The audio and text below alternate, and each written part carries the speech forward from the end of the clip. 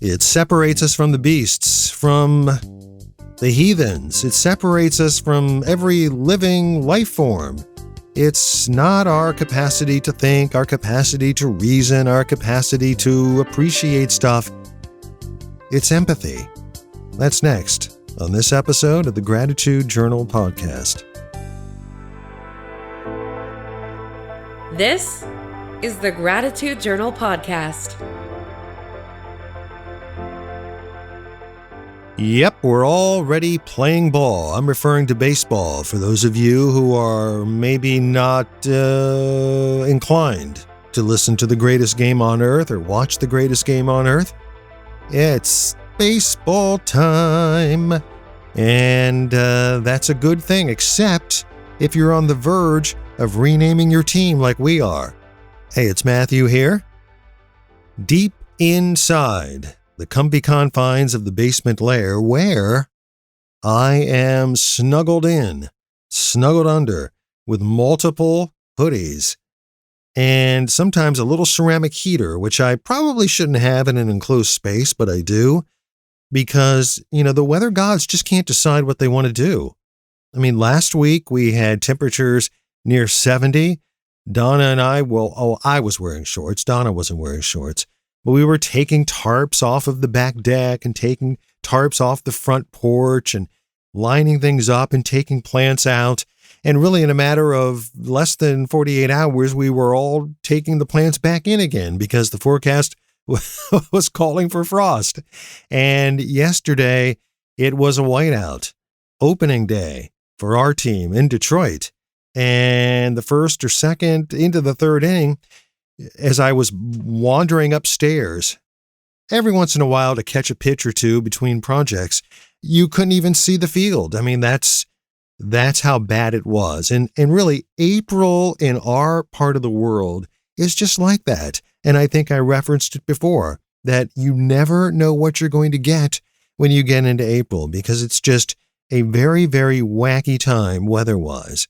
But today, the sun is out, and we are recording this on Good Friday, April the 2nd, and really the forecast for Easter Sunday, at least here in our neck of the woods, calls for temperatures near 70. So hopefully, fingers crossed, I can put at least one of these hoodies away, although it's always cold in a basement. I don't know if you do work in a basement or you have a basement, because when we were living in Tennessee, in certain parts of the St. Louis area where people just don't have basements, I just wonder if you put up with the same thing, which is basically this almost overwhelming sense of coldness happening a good portion of the year. I mean, outside it can be 85 degrees, but sometimes in the basement it just feels a little cold on the tootsies.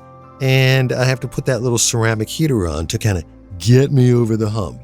But baseball is here, and we're loving that.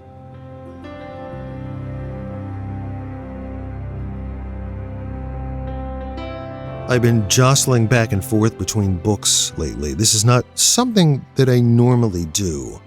One of my favorite authors, who I oftentimes watch actually on YouTube on Sunday mornings, is sort of a part of my Sunday morning ritual, is Brad Warner, who is actually an Akron, Ohio native and is also a Zen Buddhist priest.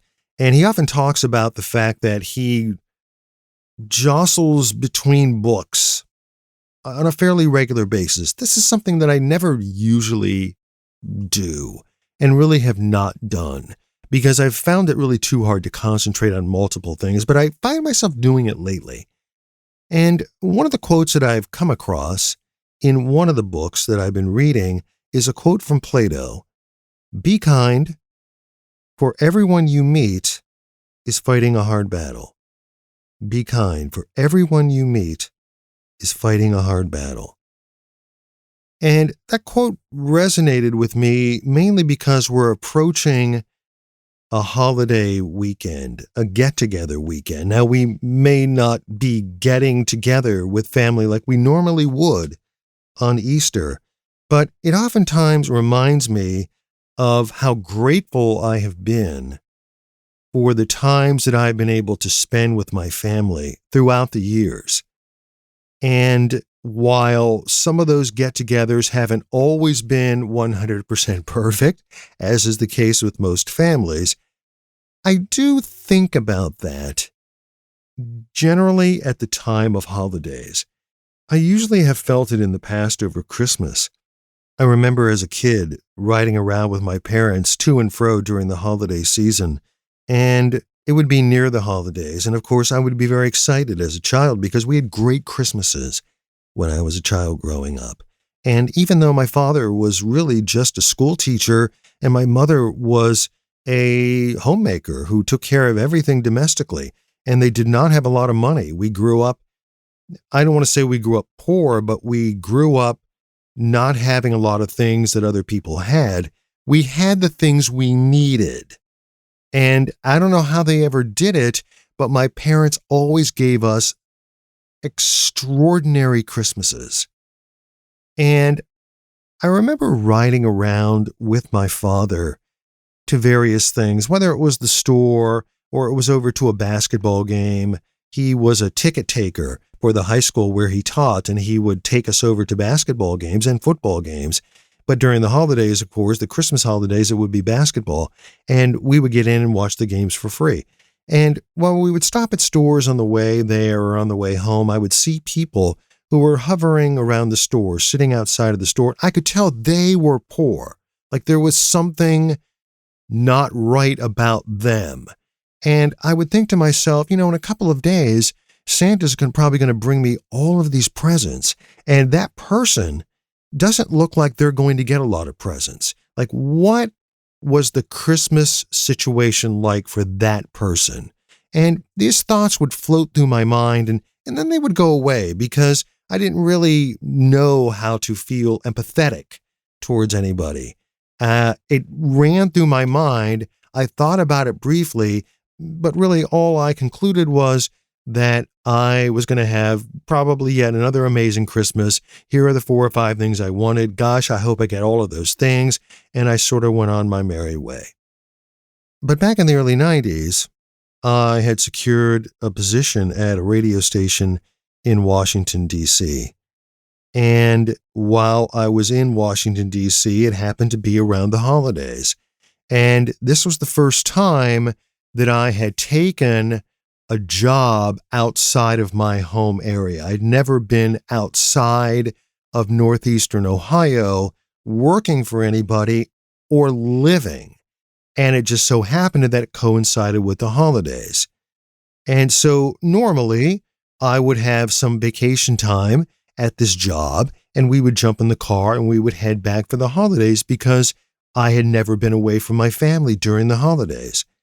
But at that particular time, I was scheduled to work because, as most people in broadcasting know, radio stations are 24/7, or they were 24/7 prior to the huge amount of automation that's available to us now and the huge amount of remote broadcasting that can be done. But back in the day, quote unquote, these radio stations operated 24/7 and they need to be staffed. And the holidays still required some people behind the microphone doing shows and playing music. And I was tasked with that. Therefore, I could not go back home for Christmas. And I remember standing in the studio, segueing between songs. There was nobody in the building. I would look out onto Rockville Pike in Rockville, Maryland, normally an extremely busy street. And as we got closer on Christmas Eve that night, traffic was becoming minimal. People had already assembled at their families' homes or at their relatives' homes for holiday get-togethers, and it was extremely lonely. Like the lights were twinkling in the apartment building across the street. I could see bodies moving about. Lights were flashing off and on. People looked like they were hugging in the windows. And there I was standing behind this microphone playing some Eagles song, waiting for it to end so I could segue into another song because somebody had to man the board. And this feeling of absolute loneliness dissolved in me and almost like overtook my body. And I wanted to talk to Donna, but I really couldn't talk to Donna. And I couldn't really talk while I was on the air. And I just remember feeling extremely lonely.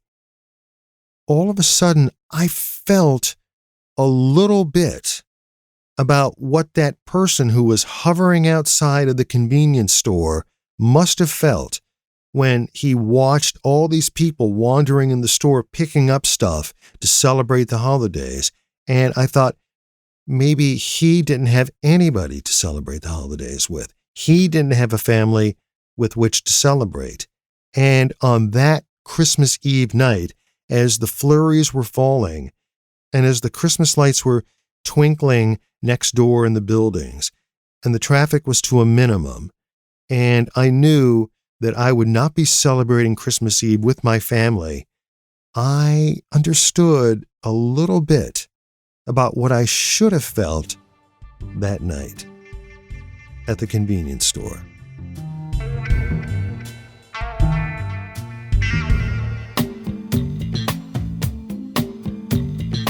I see these posts on Facebook where people say, what are the 3, 4, 5 different movies that, regardless as to how many times you've seen them, if one of them comes on, this movie is going to be watched. I have to watch this movie. I don't care where I come across it. As I'm scrolling up and down the TV guide, I'm going to put that movie on. And there are 4 or 5 movies that almost always mean that I'm going to watch them wherever they are. And one of those movies is a movie from the mid-2000s, and it starred Will Smith. And it's called The Pursuit of Happiness, Happynass, The Pursuit of Happiness. And I believe it's a true story. And he plays a character named Chris Gardner. And Chris Gardner has a son. And Chris Gardner is basically homeless. And he has been he's lost his place to live. He's been divorced from his wife. And for whatever reason, he gets motivated to become a stockbroker. So he enters an apprentice program. And it's the story of his story, how he overcame finding wherever he could rest his head with his son, whether it was a shelter, whether it was a bathroom at a BART station, wherever it was, as long as he could show up the next day at his internship and go through the internship. And if you haven't seen The Pursuit of Happiness, I won't say anything more so that I don't ruin it for you. But while watching this movie, I've thought of this so many times. What would I do if I were in that situation? And I couldn't imagine being in that situation. And I would say to myself, well, I would find a way to get over this hump. Somebody would come to my rescue. Surely someone would hear about what was going on with me and they would come to my rescue. So didn't he have any friends in that area? Didn't he have any other family in that area? I mean, why wouldn't somebody just offer him a chance to sleep in their basement while he got his, collective whatever together so that at least he could get through this internship and his son had a place to stay and a place to be safe while he went to school? Couldn't that possibly happen? And I realized that that can't happen for a lot of people. I have a friend who will go nameless because I think he listens to this podcast and I don't want to embarrass him, but it would not be my intent to embarrass him. It would be my intent to tell him that he is my Chris Gardner. And this friend of mine was going through a particularly bad time. And like Chris Gardner, a number of things were happening to contribute to his supposed demise. First, this happened, then that happened, then this happened. Almost like these obstacles are going to be too many to climb over. And in this friend's case, it ran the gamut. His wife decided to file for divorce. His wife filed a report against him with the police, something very, very minute and very, very tiny, but it got snowballed into something much bigger, which eventually landed this person in jail. Then he had some problems medically where he had to come up with almost $10,000 to fix this problem because His insurance ran out because he had lost his job. And like these kinds of things kept happening. In my attempt to feel empathy, I would invite him over to our house, and he would stay for a couple of days.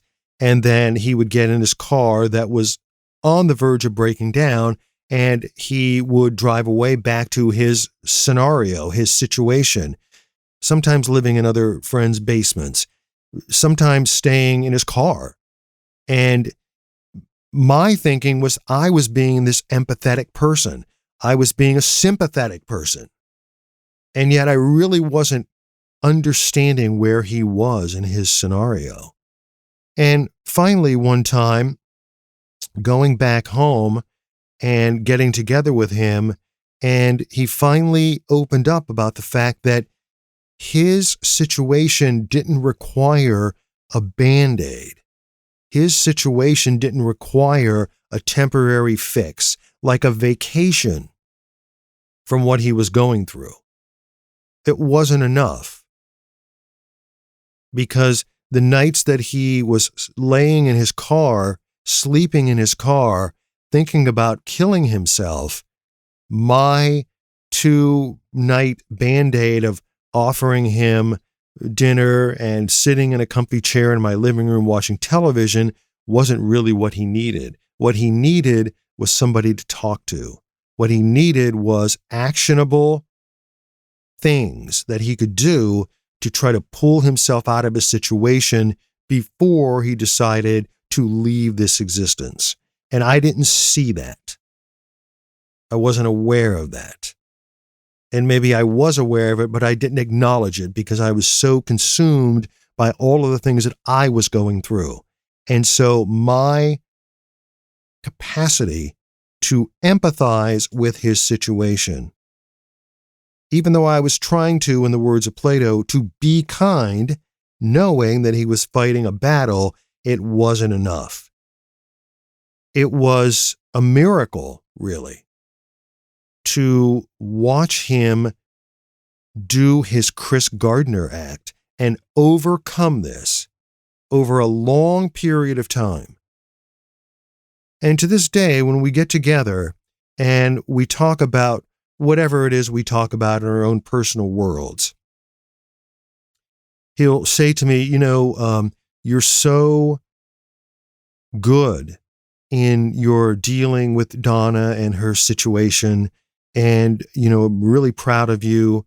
And I say to him, the table should be turned towards you and not to me, because I always resent the fact that I didn't have enough wisdom to recognize how truly empathic I should have been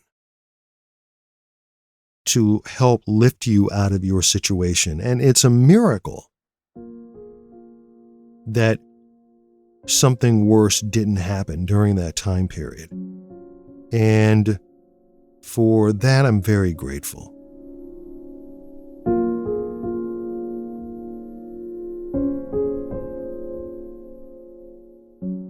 The other day, I had a particularly busy day, and I had a number of things that I had to do in between the work that I was doing, which was really kind of odd because the day before, I didn't have shit to do.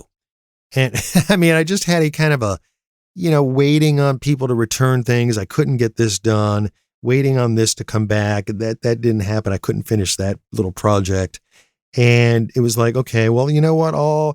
I have this little sub list of things that I try to work on when I have downtime. And I was spending a lot more time on the sub list than I probably should have been, but that's what I kind of had to do during that time. And it was weird because the next day I had 7 million things to do. So during my day of doing 7 million things, I had to run up to one of the Dollar General stores to get something. And I was really in a hurry. And traffic was sort of bad. And I was in a rush. And I only had like 20 minutes. And so I got out of the car and I was sort of putting on my mask and sort of sprinting up to the front door. And in front of me, obviously, was this person who had a disability. He was walking very slowly, very gingerly, almost as if his left leg were an artificial limb. And he was ahead of me just enough that I would have felt, even in my haste, rude to sort of scoot around him and go in the door and then try to sort of keep the door open for him to preserve some sense of decency, and then almost kind of race through the store to get what I needed, and then so I could get home to make this other meeting that I had to go to. So I decided to sort of chill and calm down, and he sort of shuffled to the door, and he was actually having trouble opening the door. So I said, "Hey, let me get this for you." But I didn't say it like that. I'm kind of embarrassed because I was in a hurry, and I kind of went, "Hey, I'll get that door for you." And then I sort of reached around him and opened the door so he could get in. And he sort of shuffled in front of me and shuffled around me. And I said, "There you go." And he said, "Well, thank you very much." And I made sure that he was in. And then I kind of ran through the store. I was in kind of that mood. I'm sort of embarrassed to admit it. Anyway, I got my things and I finally ran up. I didn't even bother getting like one of the little baskets. I just sort of had them in my arms. And I sort of raced around the stacks of things they had to get in line and to get up to the register. And they had one person running a register, and in front of me was this particular gentleman. And he was talking, and he was in the mood to talk. And he was talking about his favorite Mexican place to eat. And the person behind the counter also was a big fan of Mexican food, and they were having this dialogue. And I'm not the kind of person to say, "Excuse me, I'm kind of in a rush." I know of those people who are. I'm also not the kind of person who really sends food back to the kitchen, unless it's really atrocious or unless it, has some insect wandering across it. I'm just not that kind of a person to do that. I will get my revenge, though, on Yelp, but I won't send it back to the kitchen. But I was just in that mood where, come on, let's go, let's hurry up, come on. Finally, he said, "Well, I've got to get ready to go to my dialysis. And so-and-so's picking me up." And then the door opened, and the person who was picking him up, I guess, knew to meet him at the Dollar General, because there they started talking. So he introduced his ride to the girl behind the counter. So now it's a three-way conversation, and now I'm even more late. And something just, I can't really describe it. It just latched onto me to just kind of chill. Because when I heard the word dialysis, I thought, oh no. I mean, is there anything worse? Is there anything worse than having to go through that?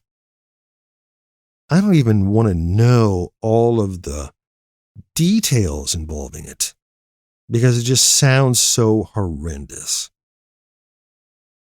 And imagine this person who I would assume has a number of medical maladies, including having renal difficulties. That is a battle that I have no interest in fighting. I hope I never have to fight that battle. And so as they were finishing up their conversation, and I was looking at my little Fitbit that I wear, my little Garmin unit on my wrist that I use sometimes as a wristwatch, and I realized that I was going to be late, I just decided to take a breath and just let this one go. And I hope that Plato's words were at least somewhat lived out in that moment, because I have no idea what that person with the artificial limb is fighting. I have no idea what that person is up against. And so I was grateful for that quote. I'm not usually grateful for quotes per se. I sometimes find the meme quote, if I'm being honest, I find them a little cheesy and not really relevant. But had someone posted that on a social media site, it would have had great relevance for me, and the possibilities are distinct that I might even have shared it.